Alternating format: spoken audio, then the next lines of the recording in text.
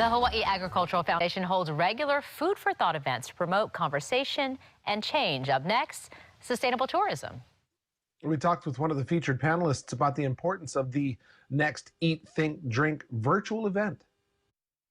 Hawaii Agricultural Foundation's popular series and think tank is back. It's called Eat, Think, Drink, and they're covering a topic called Reimagining Tourism 2021, Sustaining Our Future. And we had the pleasure of talking with Mufi Hanneman from the Hawaii Lodging and Tourism Association. And so nice to see you first off. And what an important topic to kick off Eat, Think, Drink with in 2021. Oh, absolutely. This has been a wonderful partnership that Hawaii Lodging and Tourism Association has with the Hawaii Ag Foundation, the Chamber of Commerce of Hawaii, and Hawaiian Airlines, just to kind of do a deep dive in some of the issues that are surrounding us. And certainly as we go into 2021, many challenges out there to bring tourism back so that we can have that trickle-down effect to put everyone back to work, including our very important people who are involved with agriculture. As part of the discussion on reimagining tourism, what are those important issues that we need to cover in there? Because there's so much that is associated with our number one industry.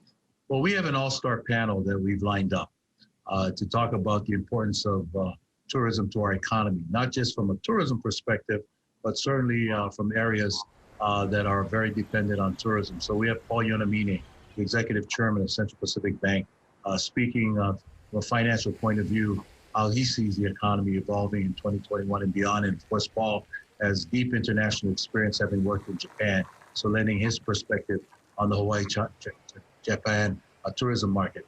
We have Daniel Chun from Alaska Airlines talking about the airline perspective. You know, you can do all the marketing in the world to bring people here. If you don't have that lift capacity, and now with the additional requirements of being asked of travelers coming to Hawaii, he'll lend that from Alaska Airlines. We have John Morgan, president of Kualoa Ranch. Attractions are a very big part of our tourism economy.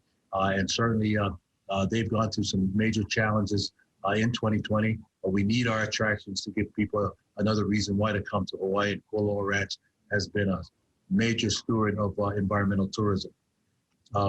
We also have Lynette Eastman, the general manager of Surf Jack in Waikiki. She's been one of those hotels that have been operating throughout the pandemic, but she's done it in such a way where she's incorporated a lot of appeal to our local residents as well as the military sector that she services. They'll be moderated by the chairman of the Senate Economic Development, Energy, Tourism, and Technology Committee. Wow, that's a mouthful. And that's Senator Glenn Wakai. And he'll moderate this panel, and we'll start it off with Paul Brubaker giving us an economic overview and perspective for what to look for as we head into 2021 and beyond. There has been a lot of talk, obviously, about the challenges, but do you see some opportunities here that we can talk about and have these discussions? And like you said, perhaps the movers and shakas may be one of those platforms. Absolutely, because, you know, we all know that we need to move beyond just quantity of tourists that come here. It has to be a quality experience. And we want visitors who come here are going to respect our culture, environment, understand what we're all about. And we have to be innovative. We can't just be sun, sand, sea, and surf and spirit of aloha. So we're looking at this discussion to talk about some of the creative ways in which to entice visitors to come here, recognize that we are a special place, and most importantly, we want them to give back, perhaps more than they ever have before when they visit here, respect our culture, environment. We have some great programs that are out there to encourage their participation. And then for the long haul, making sure that people understand that we have to make sure that our local residents feel appreciative of this industry. And on top of the Kama'aina employed and the ripple effect of the visitor industry, we've also seen a lot of the restaurants and hotels offering great Kama'aina deals to attract the locals back to support these businesses during this time. Oh, now more than ever, we got to support our local businesses. And you're exactly right, Tanya. There are great deals, great bargains that are out there. And most importantly, we know at the end of the day, it's going to help these businesses get back on their feet.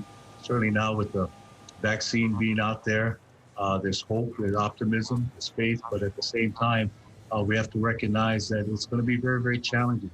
The numbers are not going to be robust at all in the first half of the year. So we need to provide some momentum, and we need to put people back to work.